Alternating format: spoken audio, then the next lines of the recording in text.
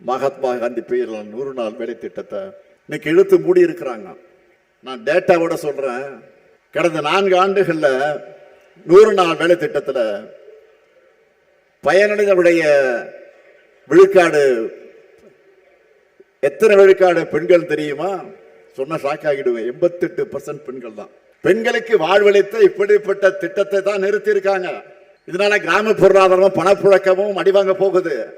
பாஜகவோட இந்த நடவடிக்கை பெண்களுக்கு முற்றிலும் விரோதமானது. அதுக்கு ஒத்து ஊதுறது யாரு? எதிர்கட்சி தலைவர் பழனிசாமி அவர்கள். அவர் என்ன சொல்லுகிறார்? 100 நாள் வேலை திட்டத்தை நிறுத்தல, 125 நாளா உயர்த்திருக்காங்கன்னு பச்சை பொய்ய பிரச்சாரமா பண்ணிட்டு இருக்காரு. யாரு? திரு எடப்பாடி பழனிசாமி அவர்கள். ஏற்கனவே ஆண்டுக்கு சராசரியாக 47 நாள் தான் வேலை கொடுத்திருக்காங்க. இனி அதுவும் கொடுக்க போறதில்ல. இது போதாதுன்னு புது திட்டத்துல நிதி சுமையும் மாநிலங்களுடைய தலையில கட்டிட்டாங்க.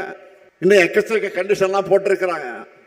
அதெல்லாம் வச்சு பார்த்தா இதுவரை கிடைச்ச 40 சொச்ச நாள் கூட இனி வேலை தெரியாத கிடைக்குமான்னு தெரியாத நிலையில நாம இருக்கோம். எதையாவது படிச்சாதானே இதெல்லாம் திரு பழனிசாமிகளுக்கு புரியும்.